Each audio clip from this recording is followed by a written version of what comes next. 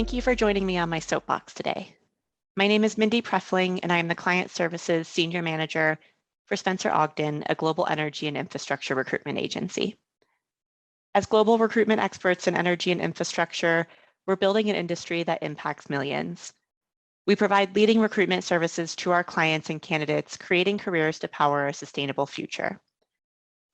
The Soapbox Series is a podcast that we've launched to have open discussions with thought leaders in the renewable energy industry and to discuss the human element behind our industry and the challenges we face in recruiting, retaining, and promoting top talent, especially as it pertains to diversity, equity, and inclusion. My guest today is Kacie Peters. Kacie is the Director of Industry Relationships for a commercial industrial solar company in Colorado. She is a known innovator, communicator, and mentor for the distributed solar and storage industry. Kacie has pioneered new markets and sales strategies for organizations including SunEdison, Alta Energy, and held board positions on COSSA and ISEA. Currently, she develops marketing strategies for project M&A, co-development, and her company's proprietary community solar servicing tool. In her work, she engages community solar portfolio owners, project developers, and municipal entities for long-term partnerships to solve complex energy challenges. She has been recognized for her work by the Denver Business Journal and the Environmental Entrepreneurs. She's a known thought leader in the renewable energy industry who has been featured in Solar Power World, Energy News Network, and in white papers for SEIA and Clean Energy for Biden. On today's episode, Kacie shares her tragic story of how she's been fighting for her life since 2019 when she was diagnosed with colon cancer. For some context, Kacie and I are about the same age, and she has a young family. She and her husband have a 5-year-old son together and live in the Denver metro area. There are many incredible things about Kacie, her will to survive, yes, but her undeterred passion and purpose to make the planet more sustainable and a better place for her son and our next generation. I'm so grateful for Kacie sharing her story because she helps to create a space for other people to do the same in the workplace. We are not robots, we are humans, and we have human challenges like disease, emotions, families, and purpose, and our workplace should be a safe place to accommodate that. Well, Kacie, thank you so much for joining me on my soapbox today. I'm really excited to have you. I'd love for you to start us off with an introduction to you. Who are you? Oh, that is a loaded question. My name is Kacie Peters. I am the Director of Industry Relationships at Pivot. And that's a fun title that I got to make up because basically what I do is speak for Pivot with our industry partners. And so it's a new position for Pivot to be able to own projects, to be able to develop more deep partnerships. We've always been a very partnership-driven company, but as we'll talk about today, in the past 12 years, I've made a lot of friendships and been able to observe a lot of really great industry trends. And now I get to cash in on all that. And I get to figure out how Pivot can be involved with really interesting new projects and promising new partners. So that's what I get to do. I'm also the mom of a super great 5-year-old boy and the wife of a civil engineer who oftentimes takes a lot of the things that I have as big ideas and helps me put them into more practical solutions. So that's me. Thank you. Thanks for the high level overview. I can't believe your son is 5 years old because I think when I met you, you were pregnant with your son. I have quite the story about that. There's a fun LinkedIn story that I wrote about should pregnant women ride the solar coaster. Not sure if you want to get into that story yet, but that was a moment that the solar industry almost lost me, but I'm so glad that I stayed. Well, you're definitely, I feel like your story is one of perseverance. So I want to get into the details of that a little bit more. So let's actually take it back to the beginning of your solar career, because I think that was a few years before you had your son. So Yep. Take us back to the beginning. How did you get into the industry? So it was 2010 and I was living in Southeast Pennsylvania, Philly area. And I was working in politics, but there was some turmoil within the political sphere where I was, and I needed a new job. Luckily, and this is something that probably isn't replicated too much these days, although there are plenty of dating apps out there. I had met a guy on a dating app who still works in the industry. So I haven't talked to him in years, but if you're listening, Brian, hello, thank you. I met him, and he was an engineer for a residential solar company that was growing out of Delaware. And it was about an hour commute. And I said, the thing I liked most about my job in politics was advertising, marketing, and convincing people to do something. And he said, you know what? Maybe you should work with us. And so I worked for a company called Centricity Power. And this is before the days of even PPA financing on the East Coast. This is the days of $8 a watt installations, $1 a watt commissions. I worked to organize all of our brochures to explain what the heck solar was, worked every single home show and dog show in the area, and really got to know a lot about the industry, but primarily how solar worked. Back in the day, we were selling Enphase and Solar World. And I think back then we were like 1% of Enphase's entire market share, to show you either how big we were or how small Enphase was back then.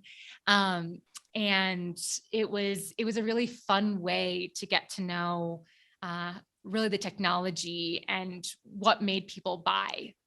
So that was my first job in solar. And then there was some turmoil at that company. Very much like a solar coaster that I'll talk about a lot. We had a big footprint in Delaware, but also in Southeast Pennsylvania and in New Jersey. And to show how long ago this was, when New Jersey stopped a rebate that they had, we thought, there's no more business in New Jersey to be had. New Jersey is no longer a solar state. I'm originally from New Jersey, and my mom has kicked me every time saying, why don't you come back to Jersey? And I'm like, the market's almost over, right? It's almost... No, but I do remember the day that the Pennsylvania rebate went away, and it was right around the time that the SREC market closed in Pennsylvania. So we went from having this lucrative rebate for solar and these like $250 RECs to then DC closing their borders, saying that they weren't going to accept PJM RECs anymore. So we had very little market. And that was sort of the beginning of the end of that company. I also think, not to tell tales in school, but a lot of the companies that started right around 2008 through 2011 through ERA funding were a lot of the old mortgage brokers. And so that attracted a lot of colorful people to the industry. And I think as a result of that, there was just some things that could have happened internally in the company that ultimately led to us going from, 100 installs a year, which was a lot back then, to, being behind on bills and such. And so that company happened to close doors in around 2012. But by the time it closed, Brian and my relationship was no more, but I'd actually met a different guy. So I tell my story as my story with solar is a love story, both literally and figuratively. I met the man who is now my husband when I was visiting Chicago randomly. And I met him in New Year's Eve of going into 2012. And he was like, you should move to Illinois. And I was like, why would I move to Illinois? My job is doing great in Delaware. And when it was clear that it was no longer doing well, I said, yeah, you know what? I should move to Chicago. Is there a solar program in Chicago? And without even really looking into it, I'd heard there was some kind of a rebate. And I was like, yeah, sure, I can make this work in Illinois. I had no idea that that program was really challenging back then. So I had worked for another residential small commercial company that was just trying to rebrand, trying to get their feet together from a very niche market that everyone was just having issues with. So At that time, I also signed up to help with the Illinois Solar Energy Association, and eventually I was elected to their board of directors. So I got really into policy. And so I said, great, I'm managing what was supposed to be a marketing department is now I'm managing marketing and sales. And now I'm doing all of the sales because these are small companies. So now I'm all of a sudden trying to sell these products, make new products, get the word out about stuff, and kind of explain solar in Illinois wholeheartedly. I need to make sure this program works. So super shout out to Leslie, Lisa, Shannon, the women who were leading the charge in solar in Illinois back in around 2013, when we had tried so hard to get that Future Jobs Act passed. And the story of solar in Illinois, this could be an entirely additional podcast. Feel free to have a whole thing on the heartbreak and heart love that is Illinois. We were trying to make that policy work, but for years we're sort of blocked on it. So that company I was working for originally in Illinois also closed its doors. Again, solar is driven by state policy, those ups and downs that we have no control over, and then entrepreneurs who can either make it work or not. And I think both of those coming together creates a challenge on two fronts. And that's sort of what happened with those first two companies. So then I met this wonderful company who was formerly known as Microgrid. At the time, they were Microgrid Energy. They were based out of St. Louis. And I was like, yeah, you know what? It's time for me to make another move. This other company has gone the wayward side. I was looking to make a change. I was interviewing with several different solar companies. But the thing that really brought me to Microgrid was this guy named Rick Hunter, who's our founder and now our strategic advisor or chief strategy officer. I was looking at 3 different solar companies and I was like, this one is a really great residential company and I think they've got promise. These guys are a construction firm and I can just build out their whole solar thing. What can you do? And he said, well, why don't we just partner with all of them and we can make sure that everyone succeeds? I was like, yes, that's it. I never want to say no to people. I never want to not partner with somebody. I want this industry to grow. Yes. And it was a great fit. From there, we did some cool projects. We did the largest, although Microgrid was a primarily commercial company, we did have a residential arm out of St. Louis. I was the only person working in Chicago. And then I started what was the largest residential solarized program in the Midwest at the time. That's a whole nother podcast story. But then I also worked on quite a few projects in Illinois. But the problem in Illinois was that we knew that this policy would pass. We had supermajorities in House and Senate, or at least strong majorities in those 2 places. We just couldn't get the bill to come to the floor. And I worked with ISEA to organize solar lobby days. We were down in the Capitol. We had neighborhood meetings. We did everything that we could, but for complicated policy reasons, it just was not being actually debated on the floor. And you can read plenty of articles about Exelon and Madigan on that. And so in 2015, I called Rick again, and he was located in St. Louis. And I was like, Rick, I feel like the solar coaster is happening to me again. Once again, this time I have a great leader that's keeping the company together. Love you guys. But the other part that we need for a company to survive is good policy. And we're just not seeing it in Illinois. I had looked at frequency regulation through batteries. I had looked at selling RECs optionally. I had done everything that I could, but could not make a project pencil for a PPA. And I was like, I just need to move. I was like, I can either leave the industry or I can leave Illinois. And he's like, please don't leave the industry. Where do you want to move? And I was like, Denver. He's like, can I tell you a secret? I would love to move to Boulder. And I was like, what? We had this big company in St. Louis. And so I said, I am moving to Denver. I recruited a guy who'd been working on projects with me in Illinois who happened to also be moving into Denver. And we set up shop and we were microgrid and we were just going to go for it. We were waiting for Rick to move out. We were waiting for the company to kind of realize that the talent in Denver was just so strong because historically speaking, Colorado was a great market. So I was working on that for about 5 months before I got a knock on the door. And it was SunEdison. And everyone knew in early 2016 that SunEdison did not have much of a future. The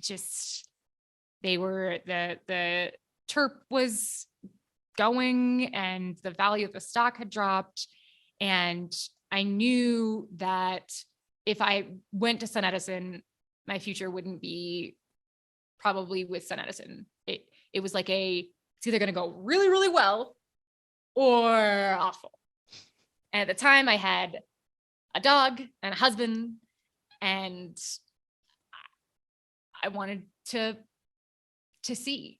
And to my company's credit, honestly, to Rick Hunter's credit, he saw that there's an opportunity for me to go work with this big established company that was already in the position to buy some of microgrid's projects.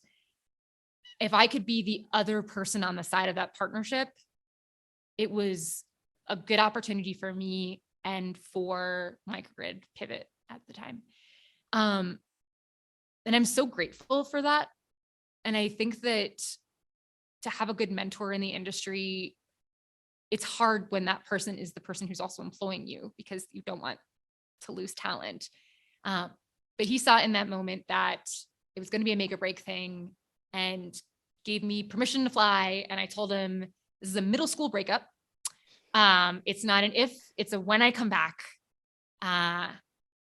And then I went off to SunEdison. And then within 6 weeks of me getting hired there, company filed for bankruptcy, which we knew was going to happen. What I didn't know was going to happen was I was going to get pregnant. So got pregnant, immediately found out the company was going to bankruptcy. I think the person that I told first was obviously my husband, right? Like, hey, we're having a baby. And I told my mom, hey, we're having a baby. The very next person was my boss at SunEdison, this guy, Aaron, who's great. And as all the rest of us were sort of sitting in this limbo saying, what is our next job? I was just like in the corner crying and be like, what do you mean next job? I can't get a job. And he really helped me network. I was on a plane to Intersolar right after. It was until July that my department got cut, but I was on a plane to Intersolar. He helped me line up interviews. I landed with a company called Alta Energy that was doing consulting for corporates. And that was a great company to be at. The model was, I think, ahead of its time. We wanted to consult with corporates that had ESG goals. But I think in 2016, 2017, the idea of ESG was either for incredibly established companies that already had their own energy teams, or was sort of unheard of by a lot of companies that didn't really understand solar. So ultimately, that company was also a failed startup. I say that my love affair with solar started with meeting someone on a dating app and not being so sure about solar, and really blossomed into loving so much about this industry. And even the heartbreak that I've had about switching companies and commissions that may or may not have been paid from companies that may or may not exist anymore. I still take that as experience, and I'm so happy to have helped pave the way for so many people that are in the industry today and that will be in the industry tomorrow. Thank you for that background. It's a long story. Well, it's interesting. I didn't know you were in politics before, and I was kind of writing down your different job titles over the course of the last 15 years or so. And I have politics, marketing, and sales, and it's all kind of the same job, just packaged a little bit differently, isn't it? That's what I like to tell people. I was looking back, I was doing a career review recently, just as part of my annual review. And I was like, yeah, I've had a lot of different job titles, but for the most part, I've just been making new products, meeting new people, and creating new partnerships. Yes. And that's just so exciting that you get to be in an industry that you can do all those things. Because in so many of the established industries, the products have already been designed. The relationships are, dozens, if not, generations old. And there's such a high barrier to be able to change things. But here in solar, we haven't had that. And so I've been able to pioneer all those pieces for different companies. So obviously, when you got into the industry in 2010, things looked a little bit different. And like you just described, I mean, I kind of jotted down different words like resistance, opposition, blocked, either you make it happen or you don't. Like it was kind of feast or famine, and maybe more famine while you were getting like snacks started. And famine. Yeah. Snacks and famine. But obviously you're a glutton for pain, so you just kept going for it because you saw the potential, or you were fighting the good fight. How have you seen the industry evolve, and maybe where are we today as an industry? Yeah, I think there's still a good amount of people who are two guys and a truck. And I think we're always going to see that. And that's great.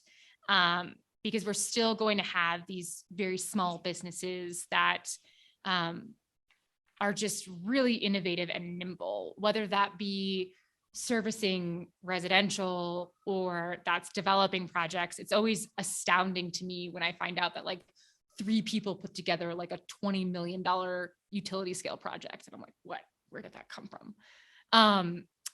But I do think that unlike in the beginning where we were so focused on incentives, and the incentives and the market education had so much to do with if your company could survive or not. Now, solar has become cost competitive in so many different places. And it's also becoming more accessible. So we're seeing more finance driven. When I started, you had to take out a home equity line of credit because you were putting a $40,000 solar array on your house. And how else were you going to pay for it?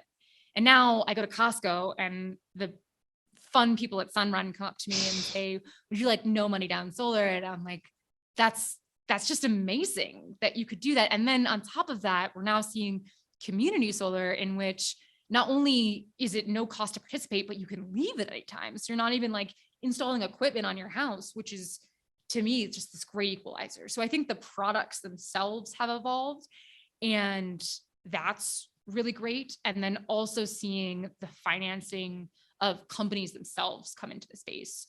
So it's no longer, the example I gave in the original description was that we had a couple guys from the mortgage industry who put together this thing. And now we're getting these large institutional investors backing people. Now we're getting large private equity. We're getting so much more diligence on the companies themselves. I used to tell people when they interviewed at a company to ask for the financials of that company and not to accept the job unless you were absolutely sure that they could pay your paycheck. I don't have to do that anymore.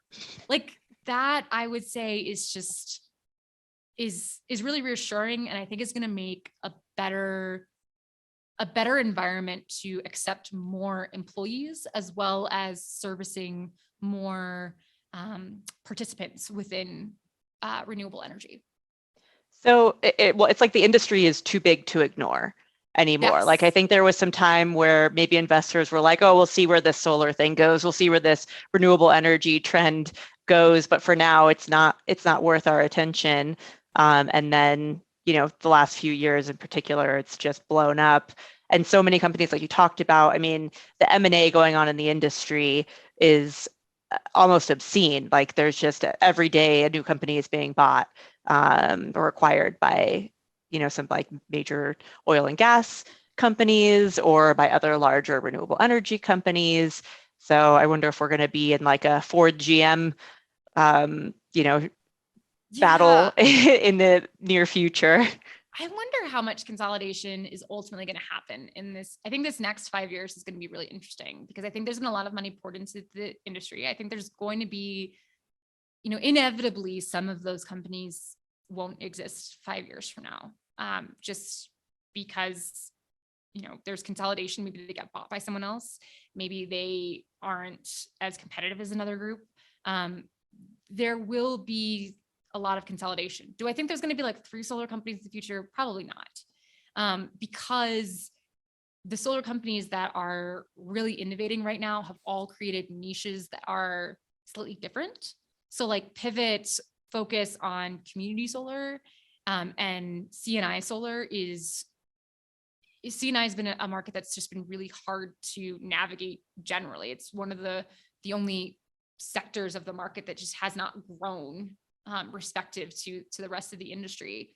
And to be good at that is really interesting. And then the fact that we're looking at things on a more national landscape, some companies will focus on just projects in the Northeast, or just projects in New York, for instance. The fact that we will be looking at diversifying our portfolio through, the established markets like New York and Massachusetts and Minnesota, but also looking at these new markets like Hawaii and New Mexico, that is something that our company can say does proudly, that either some other companies don't want to do or can't do.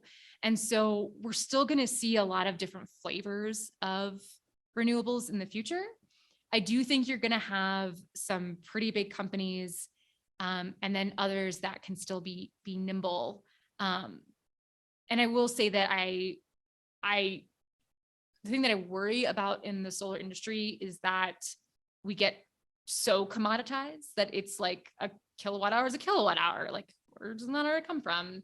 Very much like the utilities right now are just like, you're so divorced from where your energy comes from, and the return on building infrastructure is established. We've already figured this out. This is the way of doing things. Distributed energy in particular has really disrupted that model. And I'm so proud to be part of that disruption. And I hope that we continue to come up with new finance models. Community solar was not even a thing more than a decade ago. And now it's the fastest growing segment in the industry.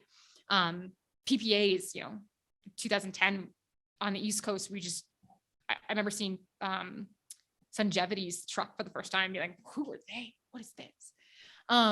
So I'm really hopeful that companies can still remain nimble, that we can get the cost of capital down. So we've got some people who just rinse and repeat, get things super cheap, and then other people who are coming up with new models to be able to redefine where we think we get our energy and make a closer connection between the electrons produced and the people who turn on their light bulb. Yeah, it seems like there's still a lot of space for innovation and improvement in the industry, and a lot of companies are still putting a lot of energy into that. Oh yeah, and battery storage. I mean, the biggest joke that I have about battery storage is that every year that I've been in the industry, battery storage is just 5 years out. Give 5 years and we'll be fine. And it's like, cool, 2010, batteries gonna be great by 2015. And then even at SunEd, we were like, yeah, no, we're gonna put batteries in all of our projects. And that was 2016. It's like, okay. But we're finally seeing it now. And we're seeing different applications for it. And battery storage, you go to a solar conference and there's like 100 different modules that are all generally the same technology. But you go to a battery storage conference and there's like 100 different types of the batteries themselves. And like, where are we getting that energy? What is it used for? How are we deploying it? What are the systems that run it? Like, that is just so exciting to be able to see. And I'm really hopeful that we're going to start to see that really scale in markets other than California and Massachusetts. So that's exciting. And then this study that the CCSA just put out, along with a coalition called Local Solar for All, about the value of distributed generation as not only a tool for resilience, but also the lowest cost of energy. Like, that's using the same technology we've had. We're just finally modeling it right. And so we don't even have to like improve the technology itself. We just have to like tell regulators that if you're not building transmission, you're saving money. What?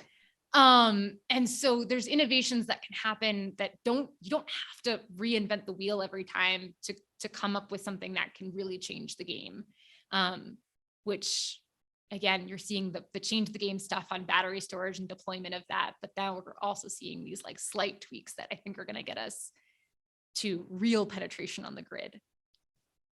So I want to take it back to the evolution of the industry, because this is something I know that's near and dear to you, and something that, especially as it pertains to the DE&I topic, something that you've, I think, personally experienced an evolution, being a pioneering woman in the industry. So, and I also want to kind of take it back a moment, because I think you and I met, I have this like vivid memory of talking to you before or right when you were laid off from, or when SunEdison went belly up.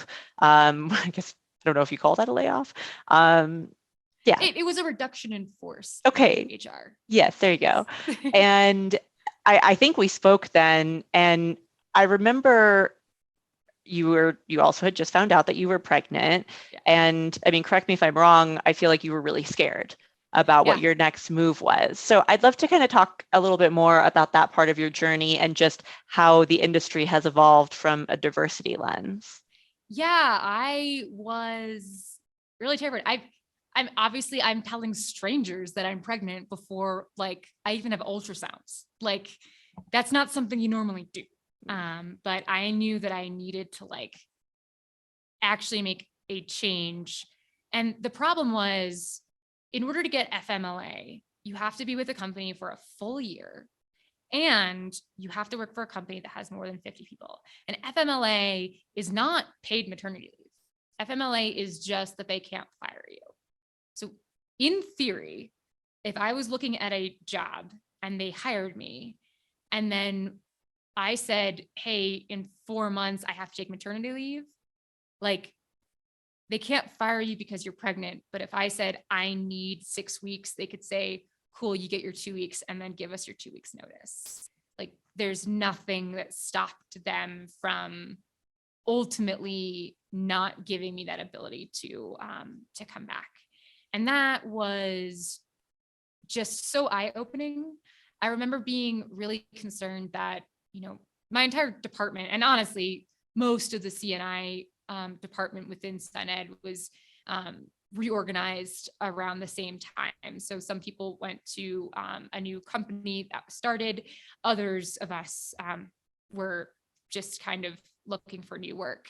And in that moment, I realized that my male colleagues could negotiate their next job based on salary. So they could get a job offer and say, I need 10% more. I was coming into a job saying, thank you so much for giving me a job. Could I please have some time off to like have a baby? And like, that didn't feel fair. And it was frustrating to think that potentially I stunted my career by not asking for that increase in salary at that time, because salary compounds.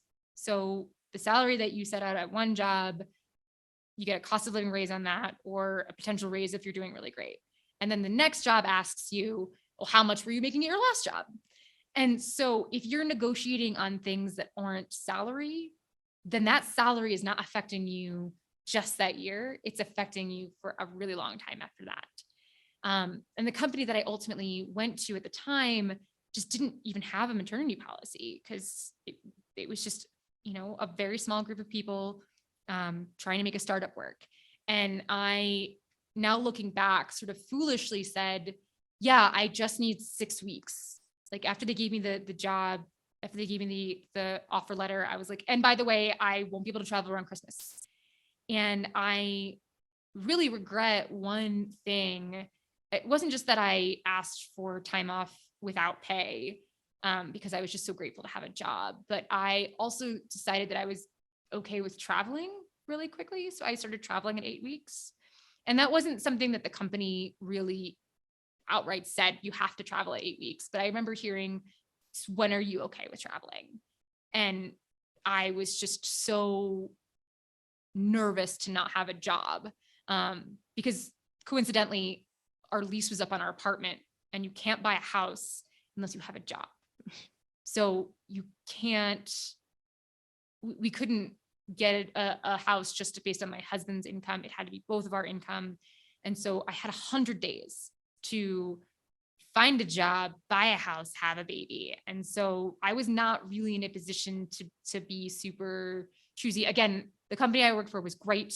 I'm not faulting them at any point. It's mostly just the thought of the industry at the time of like, okay, let's sign you up. One of the things that I did at the time, like shortly thereafter, was I worked really closely with women in renewable industries and sustainable energy to tell my story. And I'd also, before that, tried to do my own little nonprofit startup with some friends, called Women in Solar Energy. And one of the things that I had talked about so openly was, can companies who have good maternity policies publicize that on their webpage?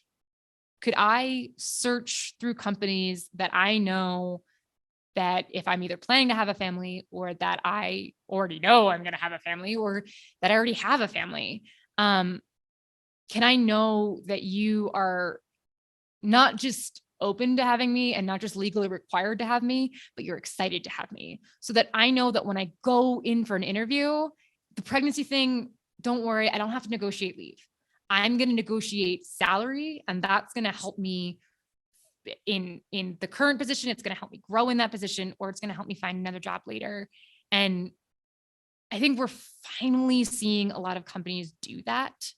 I'm so excited that so many companies have stepped up the bar. The support that I saw at the RISE conference this year was just outstanding. And our company has put in a great maternity policy. We're always pushing to make it even better. But I think that that's a decision that I'm hoping that other women don't have to go through of, I'm in a pinch, I have to find a job. I either have to leave the industry, or I have to work somewhere that I'm feeling pressured to travel. And I traveled when my son was 8 weeks old. And I just remember being just so upset and like bringing all my pumping supplies on the plane and having to like leave meetings to do that. And he's a great kid now and is totally comfortable with me traveling. And I travel all the time when it's not COVID, but that's hard. And then one thing that you and I haven't discussed is my most recent personal challenges that I've been very open with on LinkedIn. So if you've been following me on LinkedIn, you haven't, please follow me because I love followers. But in 2020, I was diagnosed with colon cancer. And then in 2021, this past summer, the colon cancer wasn't just stage 3, which was curable. It's now stage 4. And so I've gone through a number of surgeries. I've gone through chemotherapy. One of the things that, again, made me so in love with the company that I'm with was when I first went for this emergency surgery, I ended up in the hospital for 3 weeks. And I love my job. And being in the hospital is scary, but it's also really boring. And I remember being like, I'm going to get back to work as soon as I can. And like calling the company and being like, hey guys, don't worry, I can still negotiate things from this hospital bed. It's going to be great. And I was just getting ready to go back to work. Right as I was getting out of the hospital, and the now CEO of our company, this guy, Tom Hunt, came to my hospital bed. And first of all, outside of all that, everyone in my company volunteered to like make us meals. And so many people visited. And I was like, this is like a family. But Tom came to my bedside and said, Kacie, we want you to take a break. And we know that your body needs to take this break. And we want you to know that we're going to support you through this break. I had coincidentally signed up for short-term disability, which at the time was a optional opt-in buy-in from our company. Since then, the company has made that a short-term and long-term disability as a function of everyone's job, so that you never have to worry about, should I go back to work, or should I should I think about my health? And one thing that I haven't said publicly at all, because this is what happened this past week, which is partially why I moved our filming, is that my husband just got diagnosed with stage 4 colon cancer. Yeah. And the odds of that happening are infinitesimally small. And we're okay telling the story. I've talked with him about it, but it was a shock to all of us. And so right now I'm working with the company, and even if, short-term disability is supposed to be for your own health, but this pivot has been, again, making a meal train for me. Again, everyone in the company keeps offering to watch our son. But the support that I've gotten and the reassurances that I've gotten that this is not going to impact my long-term career goals if I still choose to have those, and that pivot is going to stand behind me, is just, I think, a testament to the company. But I also, the reason I'm so public with this story is not just because I think people should work for Pivot, but I think people should work for Pivot. It's also because, for so long I have fought for women's rights in the industry, and I don't think we're there 100%, but I think we've come a very long way. And, as testament of all of these companies having these really aggressive, just D&I roles in general, when it comes to racial, when it comes to disadvantaged communities, when it comes to women. But I think the next stage is potentially disabilities and those who have long-term chronic illness. And I think that's been a taboo in the workplace. For years, you didn't say pregnancy on TV, and you didn't say pregnancy at work because you were afraid you're going to get fired, and you weren't a protected class of people until recent years. And now that same stigma is around people who have long-term chronic illness. And I want people to know that by talking about your illness, you can ask for accommodations. So like when I was pregnant, I should have asked for more accommodations. I should have said, no, I'm not okay traveling 8 weeks. I need 12 weeks off. I should have said all those things. And now that I'm public with my disability, I tell my boss, hey, I've got a chemo cycle that peaks every 3 weeks. That last few days of that 3 weeks, I might be very tired. And if I don't respond to emails, are you okay with that? And they say, yes, because we know that you're working like hell for the other, 2.5 weeks. And they see that value there. And the fact that I'm honest about it means that I'm not falling off the face of the earth, and that they can trust me as an employee. So that helps them communicate with me. It also helps that if I'm public about my illness and my company is public about their accommodations, it means that other people who need accommodations can also feel like they are heard, and it feels less scary for them. Because what I don't ever want to happen is I don't want someone to be as scared as I was when I was pregnant, and to think that your entire career rests on someone finding out that you're not having a beer during an interview, which totally happened to me. Wow. And I want people to know that these companies are embracing humans as humans and not as cogs in a machine. So that's been my latest crusade. I wrote a fun LinkedIn piece called Everyone Dies. I'm just doing it on LinkedIn. If you want a fun read, it's less depressing than it sounds, but I'm just so grateful I'm so grateful in general that the industry is mature enough that we can start having difficult conversations like this. And I'm also grateful that the company that I work with has this triple bottom line ESG forward philosophy that I can trust, that just as Rick knew years ago that it was worth losing an employee to have her take a risk in her career, Tom knew that I needed just a bit of time to be able to fully recuperate. And then now they know that even if it's not my physical health, that it's my emotional health, it's my relationship, it's my family. It's the idea that colon cancer has a less than 5-year life expectancy once it's malignant. And I have things to think about, like, where my son's going to be when he's 10. Those are all things that are weighing on my mind, and the company is giving me the space to be able to do that. I'm here today because I just really wanted to make sure that I gave that message.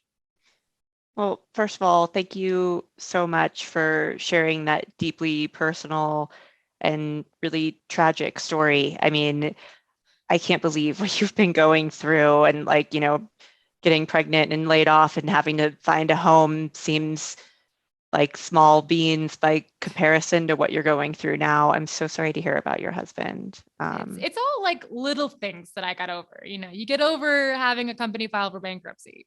Yeah. You get over moving cities or moving states. You get over, you learn lessons from all these pieces. And what I've tried to do is be public with my stories every time I do. So I've, back when the industry was fairly nascent, I would tell people, here's openly how you should use LinkedIn because you will need a job in 2 years. And then when I got pregnant and all this happened, I knew that I had to share the story because there were so many other people out there going through a very similar time in their career. And the only way that I can make change within this industry is by being like a little spokesperson and being like, you can be a professional, you can be great at your job, and you could also have these personal issues to deal with. And then I'm just really passionate about not pulling up the ladder. So if I got a benefit, or if I even had a challenge, right? If I had a challenge, I don't want everyone to have to suffer through an unpaid maternity leave. I don't want people to suffer through having a major illness and trying to figure out where you're, if you should be working or not. I want people to learn from my story and ask for those things. Ask for short-term disability coverage. Companies do that because it's way cheaper than trying to figure out what to do or lose an employee. Just do it, guys. Well, and you might be surprised by the positive response and outpouring of support and love that you get in response. I've been following your story. I think you came out at the Leadership Forum in 2019? 2020. Was it 2020? The last one in Austin. Yep. The last business travel I did for some time. I remember did you do a keynote speech or? No, I did an impromptu speech. Okay. I was on the planning committee. I had gotten out of the hospital maybe 4 weeks earlier, and I started chemo the next week. And I made sure with my oncologist that I could go to that appointment, or I go to that conference. Really cool story about that one though. So I told this story about being misdiagnosed, because I was misdiagnosed with colon cancer. I was just violently ill for the longest time, and everyone just said that I had stomach virus, and clearly it wasn't a stomach virus. Wow. But I shared my story about being vocal to your doctors and not taking no for an answer, and that serious illness can happen to you even if I check off all the other boxes of being healthy. I've got the best blood for a cancer patient ever. You should ask my oncologist. Wow. But at that event, there was a woman in the audience who heard my story and thought it was great. And then this past year, so it was 2.5 years later, her colleague, another guy under 40, got diagnosed with colon cancer and has a young family. And he also happens to live in the Denver metro, and she reached out to Rise, who then reached out to me. And I was able to provide that guy with support. And I told him what to expect from chemo. I offered to help with his daughter. I was able to give him that one-on-one support from somebody who's been there and had to work and is literally in the same industry. So I know what project cycles look like. And that was so exciting for me, because I felt like my story helped to shape someone else's experience. And I can't be there I'm not a medical professional. I can't decide which chemo or his treatment or anything else. But what I can do is tell him yeah, this is normal, or this is not normal, or here's what I experienced. Here's how I juggled that. Here's what being on disability looks like. And all those pieces just kind of gave his family comfort. And that could have only happened because I was incredibly vocal with my story. Mm-hmm. Yeah, I'm really inspired by your strength and your courage to share your story because it is so deeply personal. And to your point earlier, I do think we have a culture that expects us to just be okay all the time. And like your story about after you gave birth to your son and then you were traveling within 6 weeks is a perfect example of that. Is that the reason why we push ourselves is because that's the expectation that we have in the workplace. And we don't have permission to feel. We don't have permission to have health issues. And it's not that the companies are going to fire you, right? They're not. For the most part, I've seen from solar companies, they understand the social impact that they were making on the industry and they want to be progressive. But unless a company outwardly says, this is the benefits we're giving our employees, this is what happens when you get pregnant, here is the permission you have should you need to take bereavement leave, should you need to have a family care issue, should you be battling COVID or any of these other things, should you have kids at home and you're in a work from home environment and the schools are canceled. Unless the company comes out and says that, there's always this, is this going to be on my permanent record? Yeah, like a hesitation. Yeah. A bit of a hesitation. And historically, it's been the onus of the employee to come to the employer and say, this is what I need. And I was able to do that with the cancer story, but I wasn't able to really do that with the cancer story. I still wanted to work. It wasn't until my company came to me and said, this is not going to penalize you. In fact, if you come back to work right now, we will penalize you. Like, please stop. That just takes this power dynamic that employers have over employees and flips it to say, no, you know what? It's okay. And you're not in trouble. And this isn't going to affect you when you're looking for your next promotion. Because, as a mid-career professional, you're always thinking about, where am I going to peak out at the industry? And, if I take leave now, does that mean that I'll never be in the C-suite? If I ask for this accommodation now, does that mean I can't ask for a raise later? Like, you're always thinking about that as an employee. So I challenge employers to start the conversation first. Start the conversation before somebody gets sick.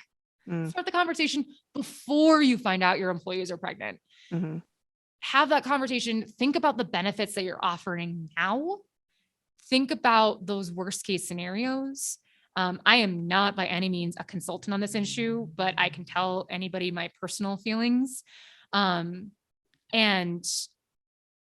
be forward thinking about those things, because I think diversity, we can try so hard for diversity, but if we don't think about people as full people, then we're always going to attract the same types of folks. We're always going to attract those like alpha males who will never get pregnant and odds are 100% healthy until they like break their leg on a ski hill or something, right?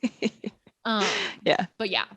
So well, cool. I do think that's a new development though. I agree that this is something that has evolved, and I feel like it's evolved over the last couple of years, that there's been a, I guess more of a, like an acceptance, or there's space for people to be human. Actually, the Leadership Forum, which took place last week, I forget her name, was it Dr. Jessica Williams? What was her last name? I can't remember her name, but I honestly, I I chaired that event, but I couldn't go to any of it because I was in the hospital with my husband. Oh, of course. Yeah, that makes sense. Well, The second keynote speaker. Yes, she talked yes, about anxiety. Is that what you're talking yes, about? she had Yes. PTSD, and Uh-huh. I was extremely moved Yeah. by that because I've struggled with that Yeah. myself, and that is something like, we have physical health issues, we have or disabilities, and women get pregnant and apparently that's a disability anymore. And then there's emotional and mental disabilities, and all of it is really difficult to talk about in the workplace. So again, I think what you're doing is giving voice to people who maybe have hesitated or put a lot of pressure on themselves to keep going 100 miles an hour and be 100%, even though they don't have the capacity to because of whatever they're dealing with, whatever obstacle they're going through in their life, or God forbid, a spouse get Yeah. sick, and And you need to consider that too. yeah, I would go ahead of that and challenge. The last piece I wrote in my article was that who can make these outward power statements, right? I can, because I've been in the industry for 12 years. I've got a company that supports me really great. They have a long history with me. I'm not a new hire. I'm not a recent college grad. I have a soapbox, right? I have a platform to be able to do those speeches and to be able to come out and say, this is what I need. I would love it if more leaders in the industry were to come forward and say, you know what, I'm going to take a mental health day, or I'm going to take this leave, or you know what, I have to make my kids dance recital, and just be open with the fact that they are people. And then that is going to trickle down to some of our more junior employees. And I think it's going to make the generational change that needs to happen. I think people talk about Gen Z and them being very open about their battles with mental illness and all these other pieces.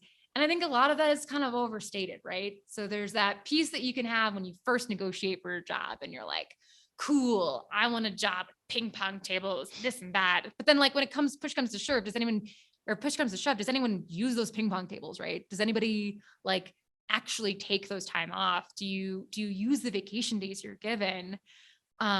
Or is it easier to just not do that? And if we see modeling from the top, which is really important at Pivot, years ago, one of the first big benefits they gave all of us 4 weeks of vacation. And the rule is that you have to take one of those weeks as a consecutive week. You cannot just like take random Fridays for the entire year. If you do not take a full week of vacation, like you are persona non grata, like that comes up on your permanent record. Oh. Everybody, including our CEO, goes completely offline for a full week and then takes the rest of that PTO as bits and pieces, or could take a few weeks at a time. Things like unlimited vacation time is great, but that also means that you may not take a whole lot of it. Mm-hmm. So let's start that modeling from the top. Let's let leaders and companies come out saying, we not only understand, but we embrace, and we want people with different backgrounds who are battling different issues. One of the things that I think has really helped, that how having a disability has affected my career, is not just been about the soapbox, but it also made me realize how much the industry itself means to me. Like I had this major surgery back in August. It's literally called the mother of all surgeries. It's the most intense surgery you can get. In fact, they take out a bunch of your organs and they pour hot chemo in you and they roll you around for like 4 hours. It's insane. Wow. Yeah. And I had a bunch of complications afterwards. My hemoglobin was low. I was this and that. And I won't get into too many details because I'm sure some people are listening to this while on their morning drive. But I was told, you can come back to work. My doctor approved me to come back to work at 6 weeks, but he was saying, you could take a few more weeks. I'll give you more doctor's note. And I said, you know what? The thing that I wanted to come back to work for was not, is my employer going to give me a raise? It was, I think that what we are doing is so important, solving the biggest challenge that humanity has ever faced is climate change. And every day that I am doing that, I feel like a better person. And that is what drove me to come back to work after the 6 weeks. I was feeling much better by then. But I did a soft reentry. My boss worked to like let me work behind the scenes and not tell everyone else that I was back.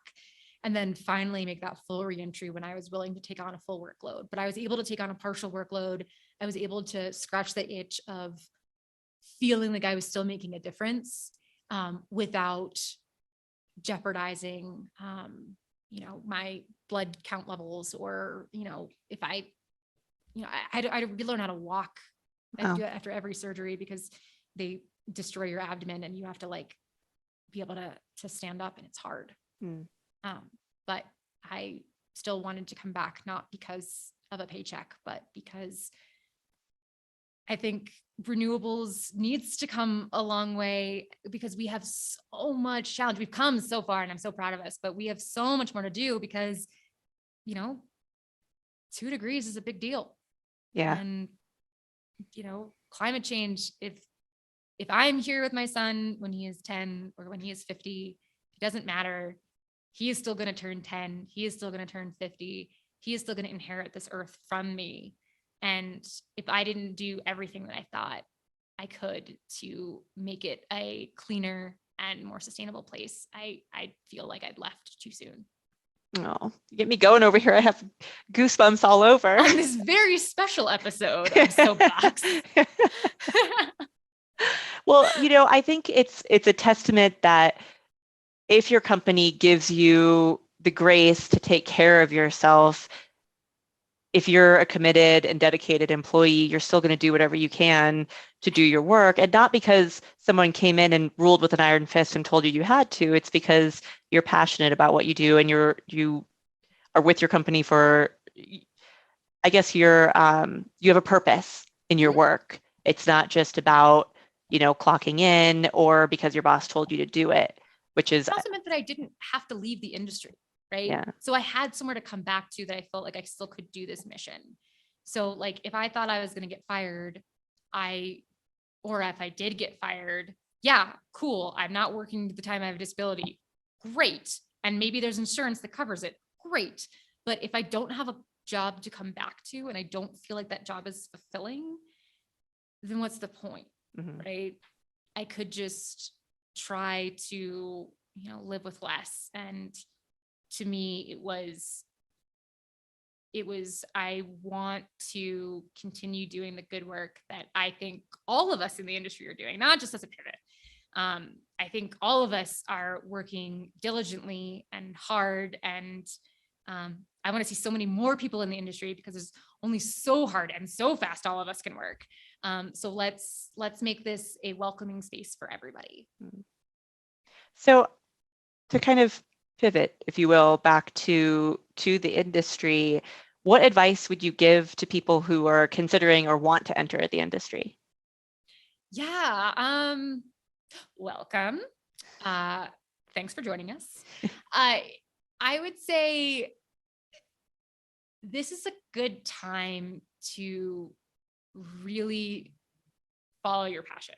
I think the renewables industry is, yes, you hear all the buzzwords that it's growing, but if you're not passionate about providing new energy and new solutions and fundamentally disrupting how we are getting our energy, you're going to burn out, right? You're not going to have the spirit to invent a new way of doing something. And whether that be something as big as a PPA, but not all of us are Trigger Shaw. It could be as simple as improving a process within the company in which you work.